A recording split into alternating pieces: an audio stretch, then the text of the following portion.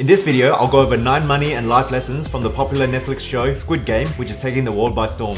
Squid Game is set to become the most popular show in Netflix history, and for good reason. It is a brilliant show which is making everyone talk. I'm sure you've heard all about it all over social media, your colleagues at work, and even from your family. Besides being a brilliantly written show, I feel the show puts a spotlight on many things that are wrong with our society. And there are many financial and life lessons to be learned from it. Now before I begin, I just want to warn you, there will be spoilers in this video, so if you do plan to watch the show, then don't watch this video yet. Do yourself a favor and go enjoy Squid Game, and then come back and watch this video. If you have already watched this show, then get comfortable, because we are going to have some fun going over the many lessons it taught us. If that sounds good to you, let's roll the intro.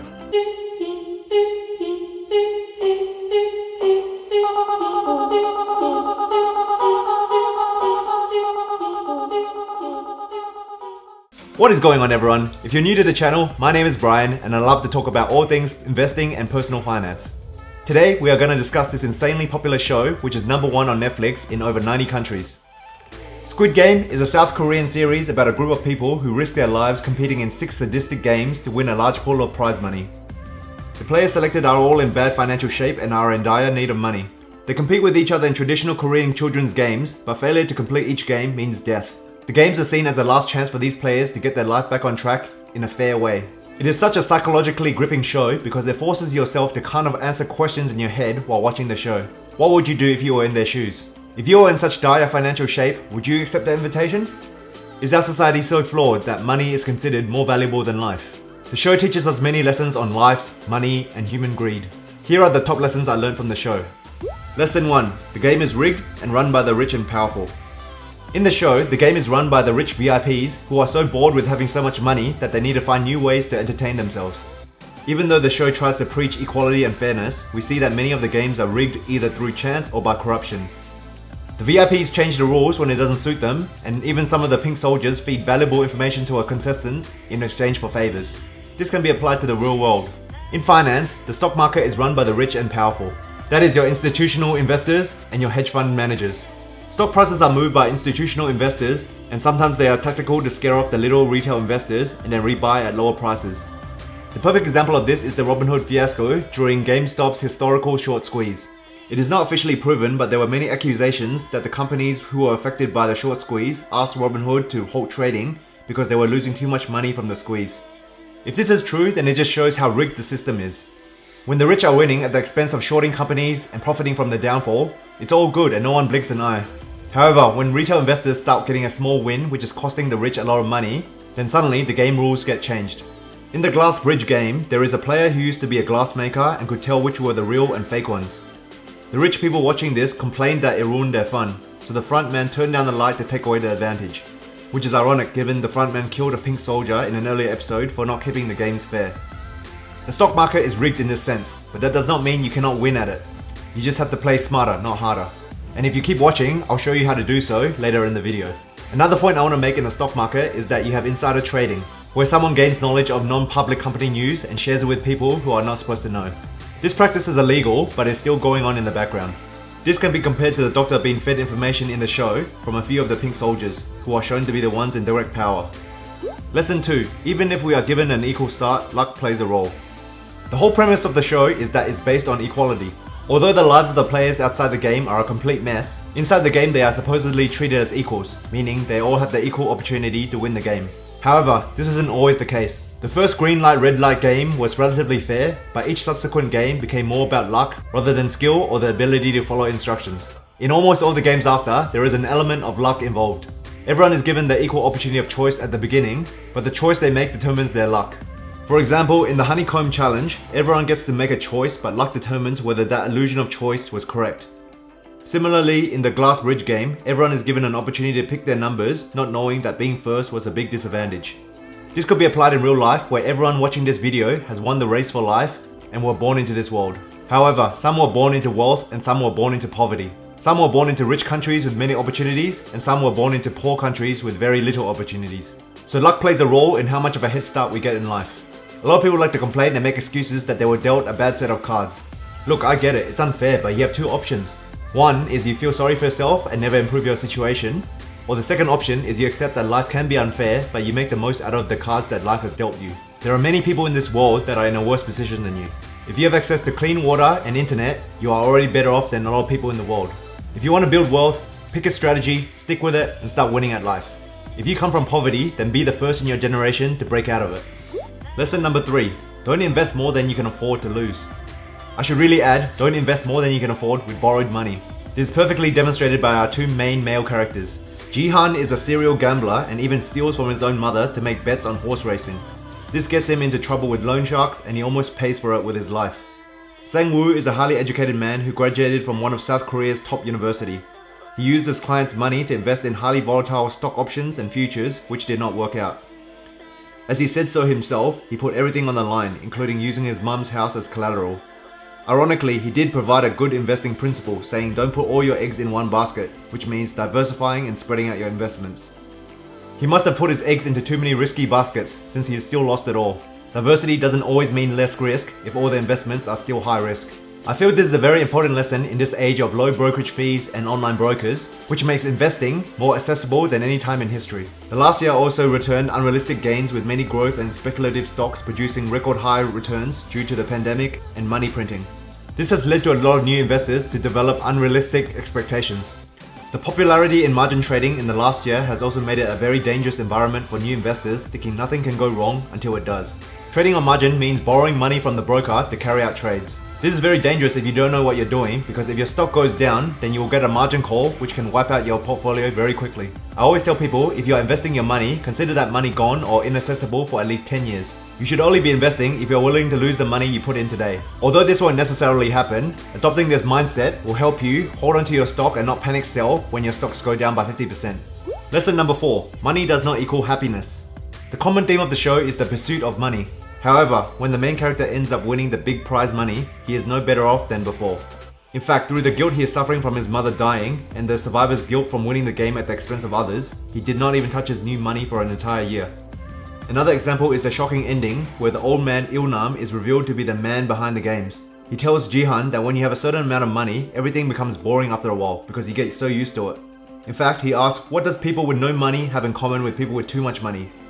And the answer was, living wasn't fun. In addition, all the money in the world could not save Il-nam from his terminal illness. He ended up being a contestant in the game to cure his boredom and to experience happiness one more time before his time was up. This can be applied to the real world. There are studies that reveal when you hit a certain level of wealth, your happiness plateaus, and you are not any more happy when you earn past that amount. I think the number is different for everyone, but I think the study does have merit. When you hit that number that maximizes your happiness, is it really worth pursuing greater heights? Or would you be happier to spend more time with your family and live your best life doing what you are passionate about? Although having said all that, the opposite is also true. The less money you have, the less happier you are. After all, in the show, many of the characters chose to return to the game and the main reason was money. Which is why we as humans always want to climb that ladder of wealth. It's finding the balance between the amount of money we have and our happiness, which is the most important part. Lesson number 5. Money changes your perception on life. After the first game, majority of the players were fearful of their life and were begging to leave the game. The game organizer allowed them to vote whether they want to leave the game or continue. Before the voting, the big prize money was revealed to the players. Upon seeing how much money was up for grabs, you could clearly tell many of the players started to change their minds and suddenly their lives seemed less valuable. It was also revealed that if they stopped the game, the prize money would be distributed to the dead players' families. This did not go down well with some of the contestants, which showed us the worst of human greed. This can be seen when the group were split 50-50 when it came to voting until the old man voted for the games to stop. The ones who voted to continue then begged to continue playing, and suddenly death did not seem to be a problem when a seemingly more valuable prize was up for grabs. This can be applied in real life where the jobs that take more from your life are paid better. For example, in Australia, there are many mining companies that require their workers to be working remotely on site. This is known as FIFO, which stands for fly in, fly out. They pay you a lot of money because the trade-off is you give up a lot of your time and life to work on these remote sites. You are away from your family and friends for extended periods of time and you miss many special occasions. There were some studies that were done that showed that some FIFO workers were depressed because of this and it affected their quality of life. However, a lot of them don't stop because the money is just too good. And I always think that is an important question. Is the large amount of money more important than your happiness and on a deeper level, your life? Lesson number 6. There is no such thing as a free lunch. There are many examples in the show that epitomizes the famous saying, there is no such thing as a free lunch. This means when you receive free money or something of value from someone, there are usually strings attached. The main example is the salesman in the subway, essentially giving Jihan free money for playing a children's game with him. This was obviously a tactical move to prey on his desperation for money and hook him into joining the game by giving him an invitation card and offering him a taste of the money he can win. How many times in life have we been offered something free, but there's always a catch involved? In my own life, I remember when my wife bought a car and she was given a free photo shoot and a free printed photo. Well, it turns out the free print was the size of a stamp, and they actually wanted to upsell us the physical and digital prints, which were worth in the hundreds. Some other examples in the show include Sang Woo giving Ali money for a bus ride, only to later bring it up during the marble game to guilt Ali into saving his life. And Jihan was offered money by his daughter's stepfather, but in exchange he had to stay away from his family. These lessons can be applied in real life. Of course, not everyone is out to get you, and the people who genuinely cares about you are happy to give you that free lunch. However, it is an important lesson to note that when something is too good to be true, it usually is. You have to discover who your true friends are and the ones that are using you until you are no longer an asset to them. Lesson number 7. You can win against the odds if you work smarter, not harder. In the third game, there were a group of 10 players who were competing with each other in a game of tug of war. The losing team would fall to their death from a large platform. The odds were stacked against the main characters who were physically inferior to the team they were drawn against. However, through the wise words from the old man Ilnam, the underdogs were able to apply the tactics to overcome the stronger team. They employed a work smarter, not harder strategy, which ultimately saved their lives. This shows that even rigged games can be won if you apply the right strategy. As discussed earlier, there is a common belief that the stock market is rigged. And this is completely right. However, it doesn't mean we can't win if we apply the right strategy.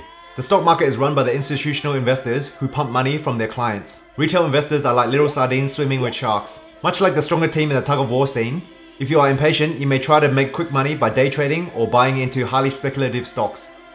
However, you are playing this game against professional institutional investors and other highly skilled retail investors who knows the best time to get in and out. And if you are playing blind, you will eventually get wiped out. Instead of working hard like this, if we accept that we can't beat the market in the long term and adopt the dollar cost average strategy by buying the entire market or an index fund instead, then statistically, we can end up beating all these professional active investors in the long term. In fact, this is the strategy that Warren Buffett himself recommends for most people. This is the perfect example of working smarter, not harder, to win the game. Lesson number 8. Money is useless if you are not in good health. There are many examples of this in this show. Firstly, the old man who we previously talked about had all the money in the world, yet through no fault of his own, developed a terminal illness that all his millions couldn't save him from. Also, Jihan's mother was in bad health, which is the reason Jihan entered the show to give her a better life. But in a cruel twist of fate, after Jihan won the prize money, he came home to find his mother had passed away, rendering his money useless. The other obvious example is all the contestants dying in pursuit of money, which again makes the money useless to them. The main takeaway from this is not to let money compromise your health. At the end of the day, a healthy body is the most important thing, which is why I always live by the saying, you cannot enjoy your wealth if you are not in good health. If you are working all these long hours and barely giving your body rest or time to exercise, then you are not helping yourself in the long term. So it is a good lesson for us to exercise regularly, eat healthy, and give our body plenty of rest so when the day comes when you hit that magic number, you can physically enjoy it properly. Lesson number 9. Being rich is pointless if your loved ones aren't around. This is similar to the last lesson. The obvious example here is the main character Jihan. He entered the games to win the money to save his mother from her health problems. However, sadly, she passed away when he came home after winning the prize. He was so full of grief that he did not touch any of his money for a year. Another example is Ilnam. He has so much money, yet there was no one around when he was on his deathbed. He had to be content with spending his final moments with the man he befriended inside the games. It is not confirmed, but I interpret the old man calling his gang boo as a desperate plea for human companionship to share his final moment because he didn't want to die alone. It's interesting that none of his buddies, which he organized the games with, were with him during his last moment. I think this is a good lesson to remember your family and loved ones during the pursuit of wealth. Showing ambition and going after your goals is admirable, but don't lose sight of the reason you're doing this. For me personally, I work hard now because I want to provide for my loved ones, including my wife, daughter, and of course my parents and in-laws in their old age. I want to get to a point where money is no longer an issue and I can help my loved ones with any financial situations. Your loved ones won't be around forever, so don't forget to find the right balance between spending time with them and your pursuit of financial freedom. So that concludes all the lessons I learned from Squid Game. Is there any other lessons that I missed? Please comment down below what your favorite lesson from Squid Game was. I'm curious to know. Besides the show being such a great watch for the beautiful visual arts and the gorgeous cinematography, what I enjoyed the most was the lessons it taught me. And it does make me question myself on whether I'm pursuing wealth in the right way. I hope you enjoyed my summary on Squid Game and the lessons that it provided. If you did, please give this video a like and consider subscribing to the channel for more content like this in the future. So until next time, my name is Brian and I'll see you in the next video.